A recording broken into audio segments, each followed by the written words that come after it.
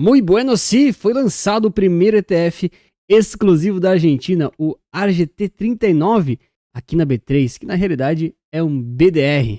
Lembrando que esse vídeo aqui não é uma recomendação da Investimentos. Então a Global X acabou lançando aqui a versão em BDR de um ETF que eles já têm lá fora, que é o ETF chamado ARGT, aqui com o BDR 39, tá certo? Então o que esse BDR promete fazer? Ele vai replicar o ETF ARGT, da Argentina, né, que é precificado em dólares, aqui na B3 pelo Brasil. Então ele vai somar ali, né, a variação tanto do ETF, das empresas argentinas, quanto da oscilação aqui do câmbio. Vamos fazer uma análise sobre tudo isso, entender um pouquinho do índice do ETF, dos resultados e também uma simulação com as janelas móveis do passado que esse BDR teria dado e, claro, levantar vários possíveis riscos que se você investe nesse tipo de produto, você tem que estar muito atento e tomar muito cuidado, tá certo? Beleza, então só para reforçar, né, o que é BDR, né, Brazilian Depositary Receipt, é nada mais do que uma espécie de investimento que você não compra efetivamente o ETF, você está comprando ali um documento que meio que replica e te dá o direito de ter aquela oscilação. Na teoria, de fato, não é a mesma coisa que ter o ativo. Na prática, os seus resultados financeiros tendem a ser muito parecidos na maioria dos casos, tá bom? Então, o ARGT39, ele é o BDR do ARGT, que é o ETF lá negociado na NYSE, né, lá em Nova York, que pega aqui o índice All Argentina 2550. E cada 10 BDRs do ARGT39 vai corresponder a uma cota do ARGT, tá bom? Já vamos ver na prática como é que isso funciona. Bom, e já comenta para mim se você vai ter algum tipo de exposição à Argentina dessa forma, se você já tem, ou se você tem ainda um pouco de dúvidas sobre essa modalidade de investimentos. Então, o nome do índice é All Argentina, é 2550 que fala, tá bom? É esse índice 2550, tá? Por quê? Porque basicamente nenhuma ação pode exercer 25% daquele índice e aquelas que estão com um peso superior a 5%, somadas, não podem exercer 50%. Por isso que é 25,50, tá bom? Então nunca haverá aqui um papel com mais de 25% na carteira e também não mais de 10 ativos diferentes com mais de 5%. Isso é bem importante porque garante uma diversificação prática ali e também garante que você não fica muito concentrado às empresas específicas. Já vamos ver quais são as empresas, tá? Aqui é sempre importante falar, esse tipo de produto agora está entrando no radar dos investidores, na mídia, está sendo muito mais falado, muito por causa da ascensão econômica e também midiática da Argentina em relação aqui ao Milei e todas as transformações que ele está fazendo lá dentro, tá?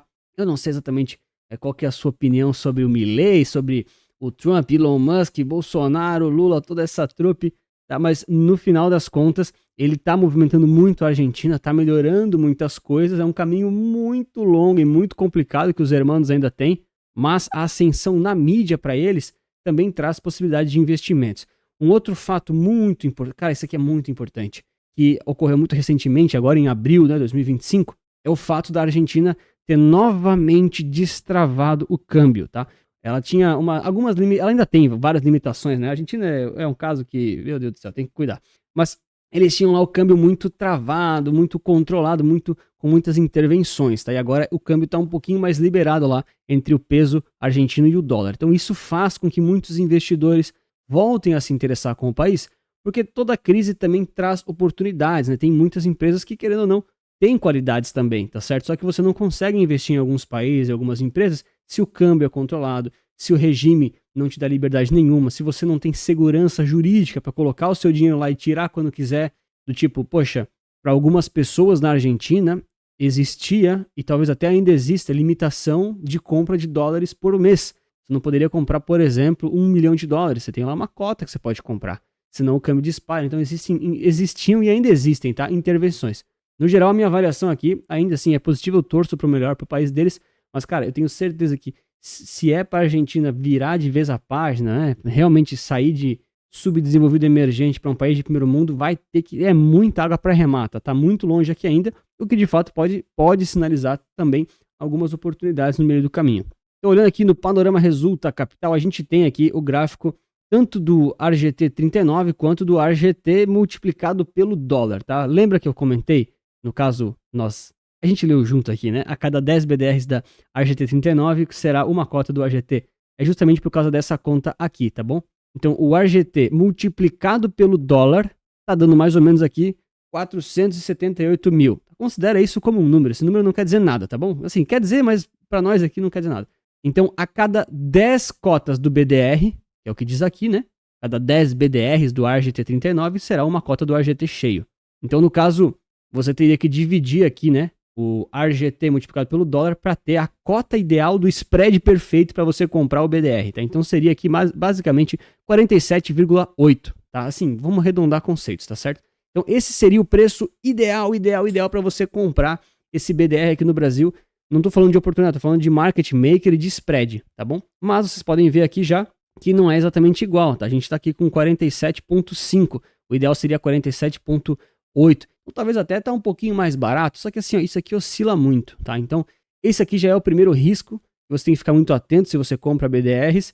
Não tô falando que isso aqui invalida o investimento de forma alguma, mas existe essa questão da cota versus o ativo original, que é precificado no exterior em dólares, por exemplo, e também o spread do market maker. Eu vou reforçar isso aqui no final, tá? Mas esse aqui é o primeiro risco. Mas, de qualquer forma, a matemática aqui fecha, tá bom? É um ativo aqui que quando a cada 10 que você tiver, né, mas você pode comprar só um se quiser, enfim, você vai ter uma exposição ali ao RGT cheio, que a gente fala, né, que também está exposto ao dólar. Então, reforçando, esse BDR ele vai te expor a essas empresas ali da Argentina, dolarizados no caso, né, elas são precificadas em dólar, mas você vai sofrer junto com esse BDR, essa oscilação junto ali do câmbio em relação ao real. Tá? É um pouquinho mais complexo mesmo. Lá no final do vídeo eu vou fazer um apanhado com todos esses fatores de cuidado para você tomar, tá bom? Mas a matemática é essa aqui. Olhando aqui um pouquinho para o índice, né? O All Argentina 2550, né? É 2550, mas vamos lá. A gente tem aqui um pouquinho das empresas, algumas informaçõezinhas, né? Profile, algumas performances, a gente vai analisar juntos.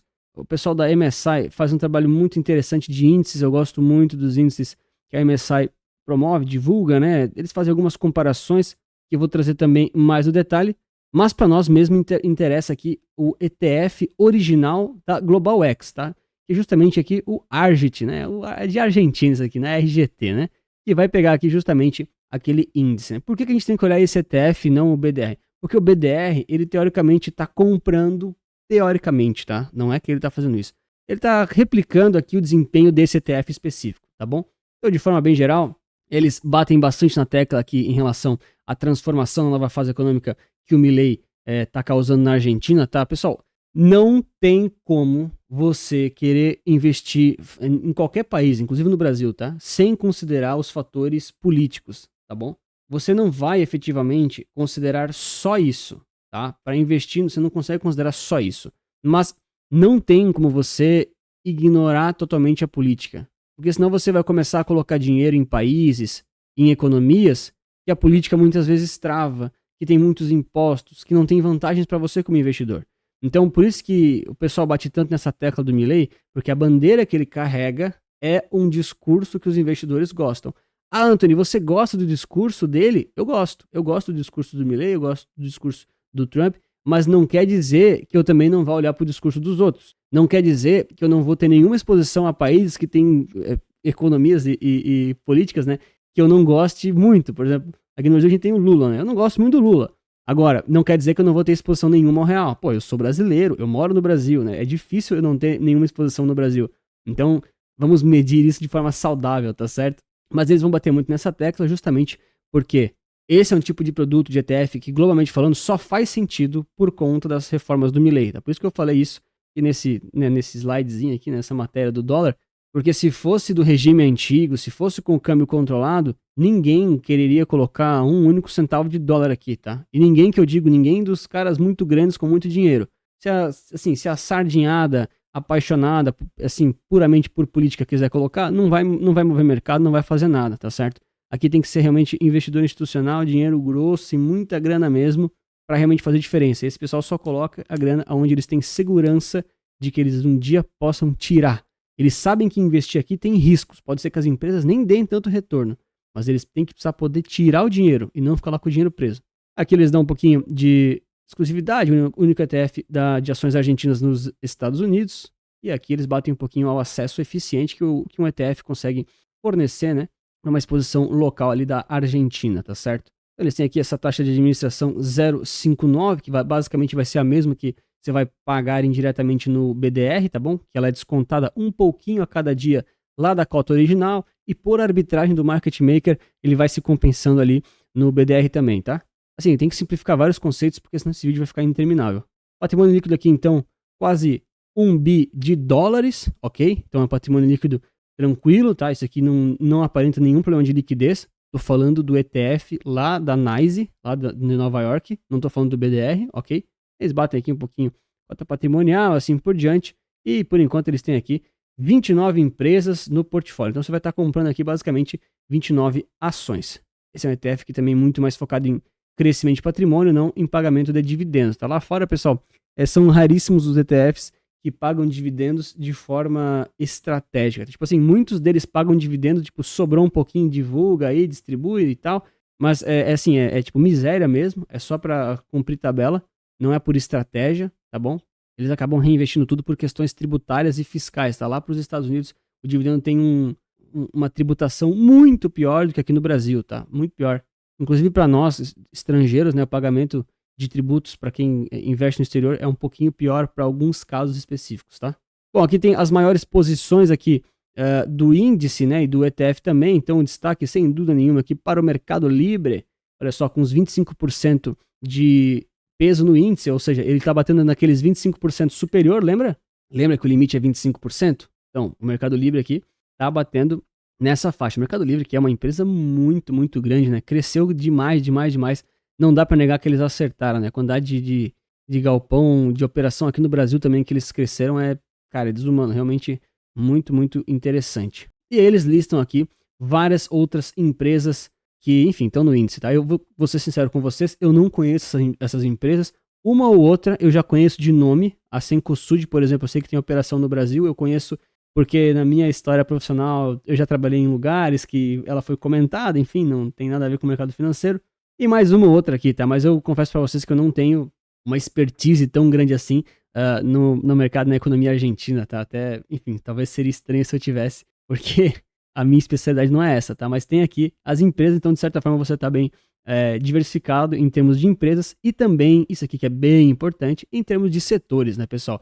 Essa aqui é uma das grandes vantagens se você investe efetivamente por ETFs.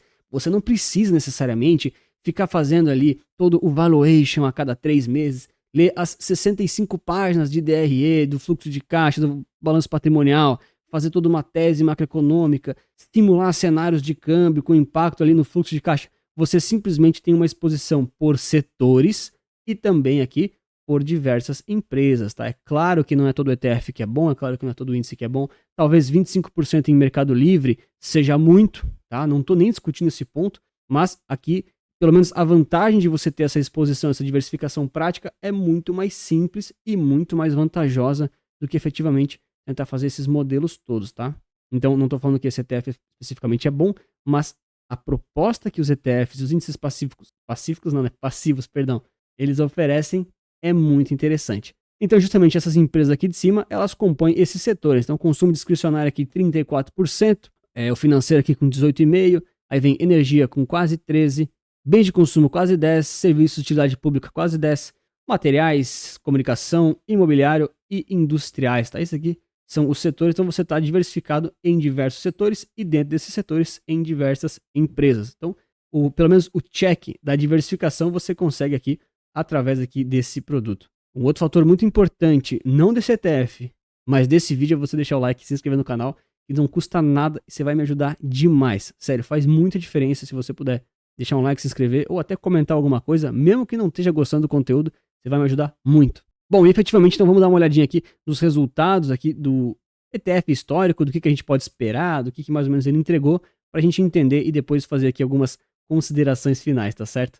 Então esse gráfico que está em rosa, ele é o ETF original chamado ARGT, que é aquele ETF que ele roda lá na NYSE, lá em Nova York, tá bom? Que temos dados desde 2011. Então esse ETF pega aquelas empresas que a gente olhou aqui anterior, né? Claro que não são as mesmas empresas sempre, tá? A cada 6 meses, se eu não me engano, elas trocam, é possível que elas troquem, né? O percentual é variado, tem uma metodologia toda do índice, mas esse aqui basicamente é o resultado aqui da Argentina, né? Notem que de 2022 até agora, né, pegando aqui o último fundão recente, ele subiu aqui 250%, ok, né, também teve aqui o fundo aqui de 2020, pode fazer aqui quantos estudos você quiser, tá, tudo isso aqui no Panorama Resulta Capital, se quiser acessar é grátis, é o segundo link ali da descrição, basicamente que subiu 500% arredondamente. Só que a gente não vai ter exatamente, né, se você comprar o RGT39, você não vai ter o RGT, você vai ter, lembra, né, o RGT multiplicado pelo dólar, tá certo? Isso aqui é bem importante, tá? Porque a gente vai agora fazer uma simulação que não é exatamente igual, não quer dizer que vai ser exatamente isso, mas que vai replicar de forma muito parecida o comportamento aqui do RGT39, tá bom? Então a gente pega o ETF original e multiplica pelo dólar, tá? É assim que funciona, porque a gente está transformando um ativo que está em dólares para reais, tá? Aqui começa um pouquinho das complexidades, mas confia em mim que vale a pena. Então aqui a gente já tem, em transformação já resultados ainda maiores, tá? Se deixar só na mesma escala aqui em percentuais, né? Notem como o RGT aqui embaixo, né?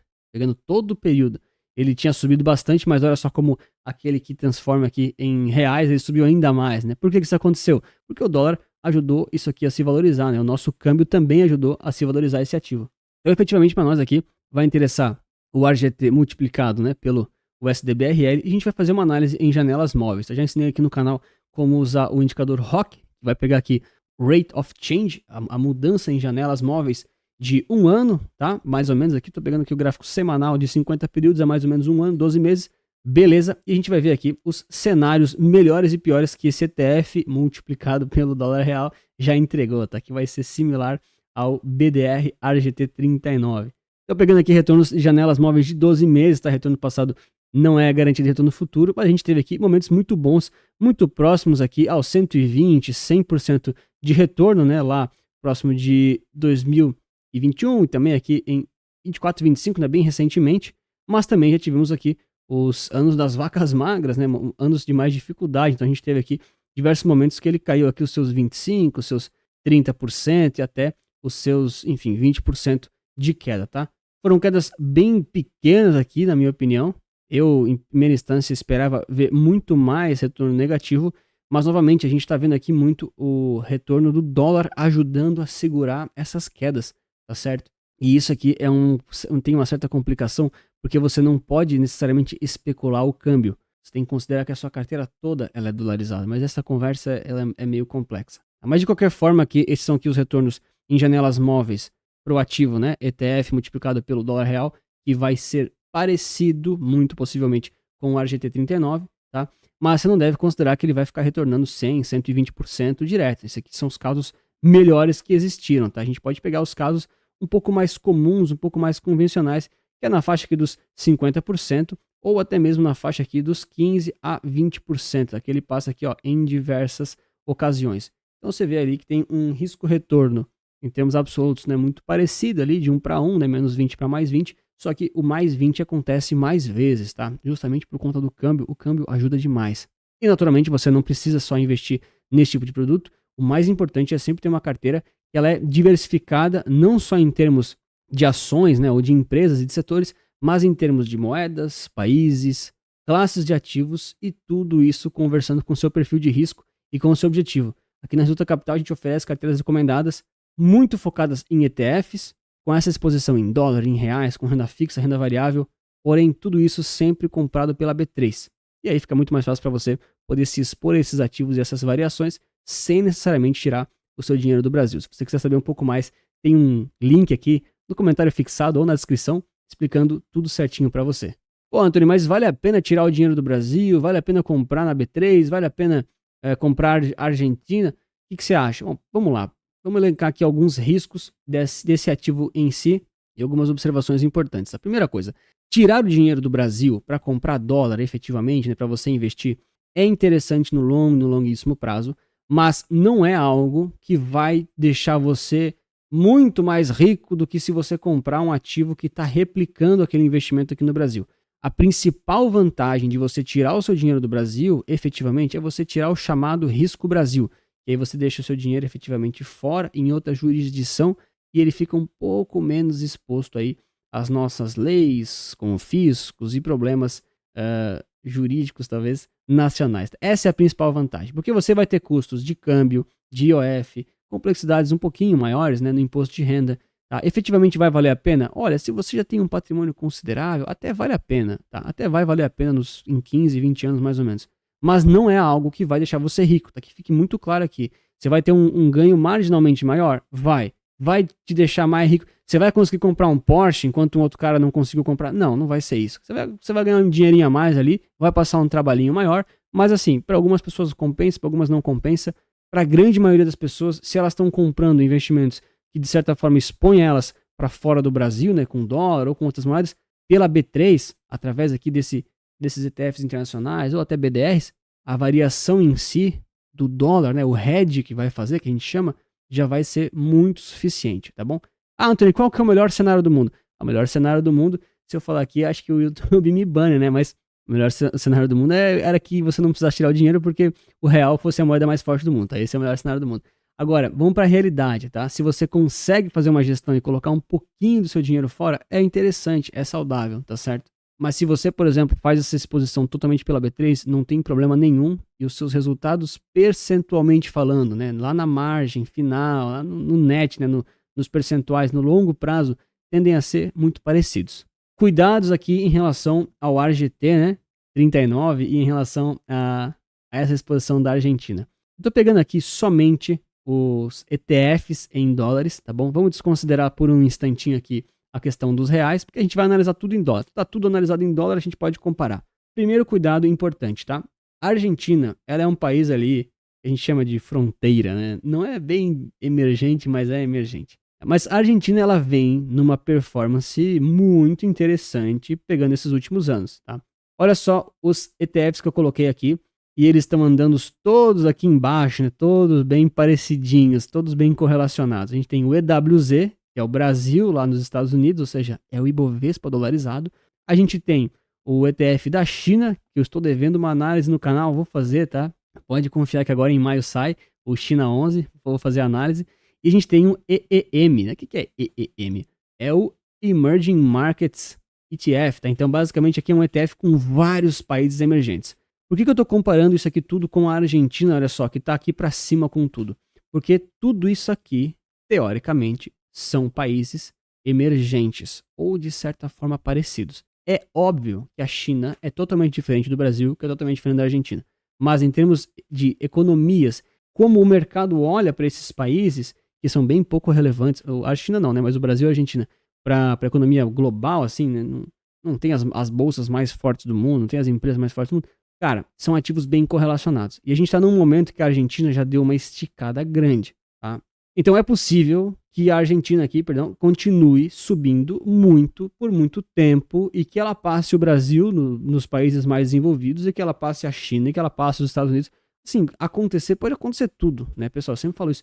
Não tem a bola de cristal. Mas, estatisticamente falando, considerando aqui que ela é um país emergente, que ela está numa fase legal, de bastante expectativa, mas que as dificuldades provavelmente vão bater a porta de novo, tá? Ali o Milei, o Kirchner, cara, o próximo, aquilo ali é um jogo de longo prazo, galera. Não é um presidente que resolve, não é no segundo mandato que resolve. Cara, isso aí são 20, 30 anos para resolver. Ali o buraco é bem embaixo, bem embaixo mesmo. Se você um dia achar que o Brasil tá tão ruim assim, nunca se esqueça da Argentina e da Venezuela. Então, o que a gente fala, né? Quando existem esses outliers, pode acontecer dela ficar lá e beleza. Mas, geralmente, ela não é que ela vai cair, tá? Mas ela volta para a média em termos de correlação com os países parecidos. De novo, né? Até mesmo a China, olha só. Até mesmo a China, que é esse mais verdinho aqui, né? Que é um país, cara, bem diferente do Brasil, né? Um país muito mais produtivo, né? Um país, uma economia muito forte, a China, né? Pessoal, não dá para negar aqui também, né? Até mesmo a China, ela tem aqui uma certa correlação com o Brasil, né? Não é totalmente igual, não é exatamente a mesma coisa, mas a China e o Brasil, elas têm aqui uma certa correlação. Aí você vai falar que é commodity, não é, não sei o quê. Mas basicamente é por causa aqui do EEM, tá certo? Por isso que ETFs e índices são tão importantes, porque você coloca numa cesta e pega uma média de alguma coisa. E o EEM pega a média dos países emergentes. Então, o que provavelmente vai acontecer ao longo do tempo, né? A Argentina, ela vai voltar a ser correlacionada com o EEM, tá? Notem como é que era aqui em 2018. O EEM, ou seja, os Emerging Markets, os emergentes fizeram um topo, a Argentina fez junto. Depois fizeram um fundo, a Argentina e o EEM fizeram junto. Depois caíram de novo juntos, depois subiram. E aí, de repente, o jacaré abriu a boca. Notaram? Então, nesse ponto aqui, a economia da Argentina, ela se descorrelacionou, ela se descolou em relação aos emergentes.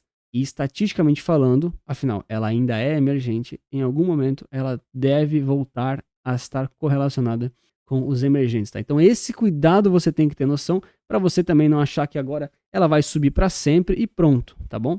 Pode ser que ela suba, mas estatisticamente falando ela deve voltar a ser emergente, tá?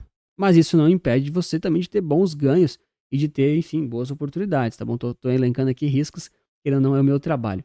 Outros riscos importantes, né? Aí não é nem gráfico, beleza? Aqui é a complexidade econômica e da situação da Argentina. Eu moro em Santa Catarina. Eu já tô querendo ir pra Buenos Aires já faz uns 2 anos, eu não consegui agenda ainda. É bem perto aqui, dá pra ir de carro, mas eu preferi ir de avião. Mas o que o pessoal tá falando lá é que agora, do nada as coisas ficaram caras, né? Aqui em Santa Catarina a gente tem a invasão dos hermanos, que a gente fala, né? Escreve aí pra mim de que estado, cidade você é. Eu sou do litoral aqui de Santa Catarina. E, cara, a quantidade de argentino que tem aqui, agora em maio não é mais temporada, entendeu?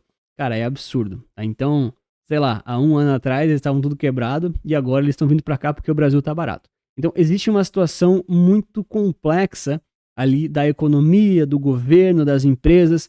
E se o próximo governo que assumir não for esse atual, que o mercado queira ou não, o mercado gosta do Milei, né? Se fecharem tudo de novo. Então, tem que tomar cuidado com isso, porque certamente essas empresas, CTF, eles vão ser muito afetados em relação à questão econômica e política da Argentina, tá? Tem que tomar cuidado com isso, você tem que acertar a tese, tá bom? Outro cuidado importante agora falando do ativo em si. Cara, a gente tá comprando aqui, efetivamente, né, se você optar por comprar o BDR, né, você não tá comprando o ETF, então você tá comprando ali o RGT39, que tem market maker, que tem aqui o spread, lembra aqui dos 478 por 47, aquela história toda? Então você tá exposto a um risco também de liquidez, né, de spread e de market maker que a gente fala, né? Então eu não sei efetivamente como é que tá a liquidez nesse exato momento, mas o que eu sempre falo para os clientes é, quando lançam um ativo assim, que você gosta, que você tem interesse, não compra agora. Espera um pouquinho, espera uma semana ou 2, vê como é que tá a liquidez, vê como é que tá a volatilidade, tá? Só para vocês terem noção, pessoal. Tá? É que assim, isso aqui é importante falar. Lembrando que esse vídeo aqui é totalmente livre de conflito de interesse e eu estou fazendo por minha conta, tá? Nem a Global X, nem ninguém falou para eu fazer isso aqui. Tipo, olha só, no terceiro dia, olha só o nível de oscilação que teve nesse BDR. Pô, caiu 60% do topo até o fechamento. Então, não é que o ETF fez isso. É que aqui no Brasil a cota oscilou, porque tinha uma certa liquidez baixa e o market maker não deu conta de segurar. É mais ou menos isso, tá? Tô colocando aqui em termos genéricos. Então, toma muito cuidado se você vai comprar agora no início, enquanto não tá pegando liquidez, enquanto não tá pegando efetivamente ali mais ordens no book, tá? Porque você pode acabar pagando um preço muito mais caro, né? Pô, olha só isso aqui, 160%. Obviamente isso aqui foi um bad tick, provavelmente foi só um negócio aqui em cima, tá? Mas você tem que tomar cuidado para não ser você. Então o que eu sempre falo é, espera uma semaninha ou 2, vê com calma, deixa pegar um mês. Ah, Antônio, mas eu quero muito, é urgente. Pessoal, eu sempre falo, urgência é com SAMU, bombeiros e polícia. Aqui no mercado financeiro, nos investimentos, a gente tem que ter paciência, estratégia, serenidade e fazer as coisas com calma. Senão a chance de você se enrolar é muito fácil. E o último comentário aqui é em relação à complexidade desse ativo, tá? Vamos lá. Eu sei que são ações, são empresas, tem fluxo de caixa, aquela coisa toda. Mas quando você está comprando, isso aqui, cara, isso aqui as pessoas não sabem. Quando você está comprando um ETF lá dos Estados Unidos, da economia americana, do tipo assim, vou comprar somente os ETFs de semicondutores dos Estados Unidos, ou as empresas de tecnologia, Apple, Amazon, sabe? Quando você está comprando isso, você está meio que apostando na economia americana e indiretamente também no câmbio, né? Você, teoricamente, você quer que o dólar exploda para sua posição aqui na Bolsa Brasileira, pelo menos suba, tá? Teoricamente é isso, eu vou arredondar conceitos. Mas quando você está comprando um BDR, um ETF ou um produto em outro país que não é o dólar, né? Que não é os Estados Unidos com o dólar, mas que ele está dolarizado, você meio que está fazendo uma operação em 3 pontas. Isso aqui é complexo pra caramba. Porque você está, de certa forma, você está querendo que essas empresas lá da Argentina se beneficiem de uma boa economia, e uma boa economia vai fazer com que o peso argentino tenda a se valorizar frente ao dólar, ou seja, fazendo com que aquele ETF original, o ARGT, suba. Então você está querendo que a economia argentina vá bem, que o peso vá bem, que o dólar caia na Argentina. Mas também, de certa forma, você está querendo que no Brasil o dólar suba, vá para 6, 7 reais. Para sua posição no net ali do BDR também valorize, também suba. Então você meio que, não é que exatamente você está operando 3 pernas, né? Mas você está realmente exposto a 3 variáveis, tá? Isso é uma complexidade muito maior do que somente a 2, que é geralmente, vou comprar o S&P. Comprei o S&P. Cara, você está exposto somente a 2 pontas que a gente fala, né? O americano e o brasileiro. Aqui não, aqui você está nesse tripé que a gente fala, tá? Mesmo caso vai ser lá no China 11, que tem que fazer análise da China. Você está exposto a uma economia de um outro país, mas ela vai passar pela dolarização, ele vai passar pela precificação em dólar, ele vai passar, enfim, o mercado ele vai precificar os ativos em dólar. Então você está exposto a tudo isso e está ali no meio. Então essa complexidade toda precisa estar no seu radar, no seu entendimento, e aí efetivamente pode ser que, se você entende tudo isso, e que o cenário seja favorável para essas 3 variáveis, quanto mais variáveis, mais difícil, pode ser que realmente seja um bom investimento. Eu torço muito pela Argentina, eu acho que eles estão no caminho certo, eu fico muito feliz e até com um pouquinho de inveja do que está acontecendo lá, no caso das mudanças positivas, né? De resto eu fico com pena, mas para mim o ETF ARGT ou até mesmo o ARGT 39, né, o BDR em si, ele é uma posição satélite na sua carteira, se é que ele vai entrar. Lembre do perfil de risco, do seu objetivo e do tipo de oscilação e volatilidade que isso aqui pode trazer. É bem volátil, tá? Não é tranquilo. Vou botar aqui, o S&P, só pra gente entender, tá? Do tipo, o ARGT bateu o S&P aqui nos últimos 5 anos, tá bom? E olha que o S&P é bom. Olha que o S&P é bom, hein? Então você vai estar muito sujeito à volatilidade considerável, a essas oscilações e também à instabilidade macroeconômica e política, tá bom? Por isso que eu acho que se você tem alguma coisa dessa na carteira, tem que tomar cuidado, porque pode balançar bastante e geralmente entra como satélite, tá bom? Quero muito saber a sua opinião, desculpa o vídeo demorado, tentei ser o mais detalhado possível, eu tava devendo análises assim mais completas para vocês, né? Se você gostou disso, comenta para mim aqui embaixo que eu faço mais vídeos como esse. E claro, quero saber muito a sua opinião sobre o ARGT 39 e a Argentina, tá certo? Vou responder todos os comentários. Muito obrigado pela sua inscrição, seu like, um grande abraço e lembre-se que investir certo resulta capital.